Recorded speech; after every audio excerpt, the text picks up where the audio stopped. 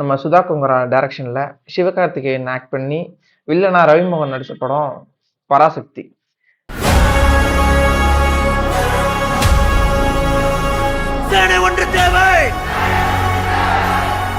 Mr. Anna, are you behind this? Roji, we are not behind this. ஆனா இத பண்ணவன் யாரா இருந்தாலும் அவன் என் தம்பி. இந்த படம் ஃபுல் அண்ட் ஃபுல் 1932 1967 இந்த டைம் பீரியட்ல தமிழ்நாட்டில் ஹிந்தி எதிர்ப்பு போராட்டத்தை பேஸ் பண்ணி இந்த படம் ஃபுல்லாவே நடந்திருக்கு. நம்ம சிவகார்த்திகேயன் தான் புறநானூறு படைன்னு சொல்லிட்டு ஒரு படை வச்சிருக்காரு.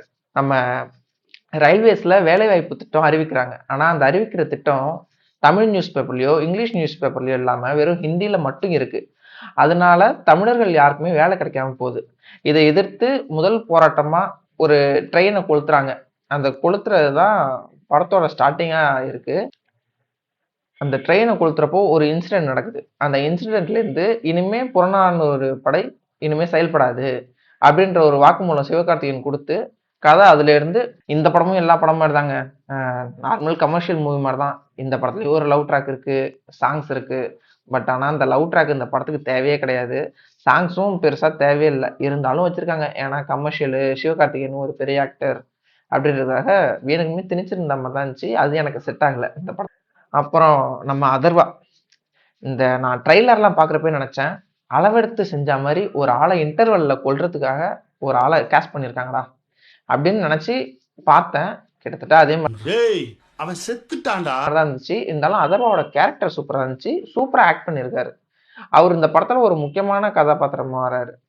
கட்டடத்தை ஏன்டா எரிச்ச பொறுக்கி? ஆனா இப்போ ஏன் எரிது, எதுக்கு எரிந்து பார்க்க வருவாங்க இல்ல? உங்களுக்கு அரசாங்கத்தோட பிரச்சனை, டெல்லிக்கு போய் உங்க எதிர்ப்பு தெளிவுபடுத்துங்க.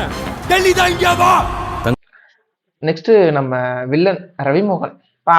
என்ன மாதிரிங்க, அவரை பார்த்தாலும் எங்க அம்மால இவனை ஃபர்ஸ்ட் கொல்லணும்டா அப்படின்ற மாதிரி இருக்கு. அப்படியே எனக்கு இவரோட பழைய மூவி நம்ம சித்தார்த் அபிமன்யு எப்படி இருப்பாரு, அது அப்படியே ஜெயம் ரவி ஆக்ட் பண்ணா எப்படி இருக்கும், அப்படி ஒரு செம்ம பேடாஸான கேரக்டர்ல நடிச்சிருக்காரு நம்ம ரவிமோகன். அது துண்டா தெரியுது, சூப்பரா ஆக்ட் பண்ணிருக்காரு. பொள்ளாச்சிலே அடிச்சு பொள்ளாச்சிலே போச்சிரும். Anti national scum. என் செந்தமிழை காக்க பெரும் சேனை ஒன்று உண்டு.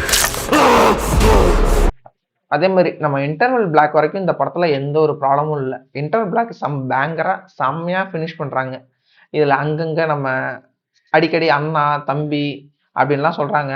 அது சொல்றப்பயே லைட்டா ஃபீல் ஆச்சு.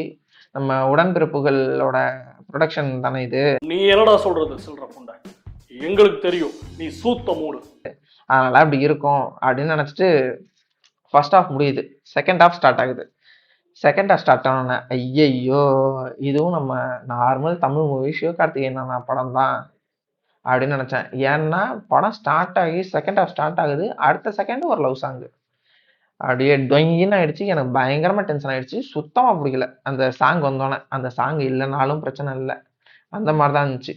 செகண்ட் ஹாஃப் ஸ்டார்ட் ஆகுது.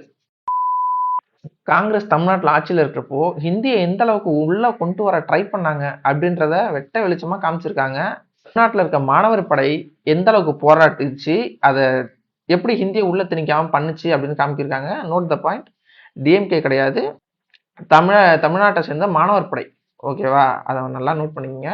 நிறைய பேர் டிஎம்கேவும் அப்படின்னு சொல்லுவாங்க. டிஎம்கே ஒரு பார்ட் அங்கங்க வருது, பட்டு மெஜாரிட்டி மாணவர் படை தான் பண்ணியிருக்கு. இதுக்கு முன்னாடி நம்ம சுதா மேம் இயக்குன படம் சூரரை போற்று, அந்த படத்துல எப்படி சர்ப்ரைஸா நம்ம அப்துல் கலாம் ஐயாவை கொண்டு வந்திருக்காங்களோ அதே மாதிரி இந்த படத்துலயும் சர்ப்ரைஸா ஒரு கேரக்டர் கொண்டு வந்திருக்காங்க. நல்லா இருக்கு பாக்குறதுக்கு. ஆனா என்ன, இதுல கொஞ்சம் ஒரு 20 மினிட்ஸ் அந்த மாதிரி கொண்டு வந்திருக்காங்க. பாக்குறதுக்கு நல்ல இன்ட்ரெஸ்டிங்கா இருக்கு. அதே மாதிரி நம்ம சிவகார்த்திகேயன் இந்த படத்துல பயங்கரமா ஆக்ட் பண்ணியிருக்காருங்க. அவரு சில இடத்துல அழுகிற சீனு, கோவமா பேசுற சீனு, டைலாக்கு எல்லாமே தீயா இருக்கு. முக்கியமா மியூசிக், இந்த படத்தோட நிறைய மொக்க சீன்லாம் இருக்கு. அந்த சீன் எல்லாமே எலிவேட் பண்ணது நம்ம ஜிவியோட மியூசிக் தான். அவரோட மியூசிக் இல்லைன்னா இந்த படம் நிறைய இடத்துல சுத்தமா படுத்துடும். அந்த லெவலுக்கு தான் இருந்துச்சு.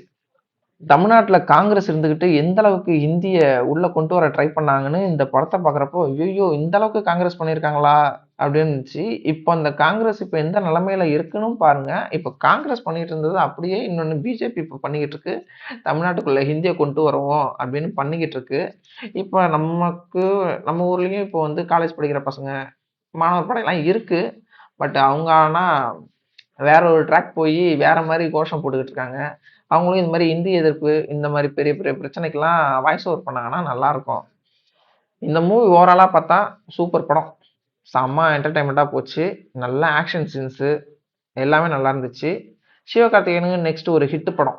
அவ்வளோதான் நான் சொல்லுவேன். மற்றபடி ஆஹா ஓஹோ அப்படின்ற சொல்ற லெவலுக்குலாம் இல்லை. ஓகே. சிவகார்த்திகேயனுக்கு நெக்ஸ்ட் ஒரு ஹிட்டு. சொல்லப்போனால் நம்ம மாவீரன் படம் இருந்துச்சுல, அந்த ஒரு மீட்டரில் ஹிட்டு அப்படின்னு சொல்லலாம். மற்றபடி பெருசா ரொம்ப தூக்கி வைக்கிற லெவலுக்குலாம் இல்லை. இப்போ என்ன கேட்டால் 10/7 நான் கொடுப்பேன். நீங்கள் எவ்வளோ தருவீங்கன்னு கொடுங்க. இதே மாதிரி இன்ட்ரெஸ்டிங்கான நிறையா மூவிஸ் அப்பப்போ ரிவ்யூ பண்ணுவோம். இப்போ தான் ஸ்டார்டிங்கில் ஸ்டார்ட் பண்ணியிருக்கேன். அதனால் லைட்டாக அப்படி இப்படின்னு தான் இருக்கும். கொஞ்சம் அட்ஜஸ்ட் பண்ணிக்கங்க. போக போக இம்ப்ரூவ் பண்ணுவேன்னு நினைக்கிறேன். மறக்காமல் ஃபாலோ பண்ணுங்கள். முடிஞ்சால் சப்ஸ்கிரைப் பண்ணுங்கள். சப்போர்ட் பண்ணுங்கள். வரட்டா? மறக்காம சர்ப்ரைஸ் பண்ணுங்க. தேங்க்யூ.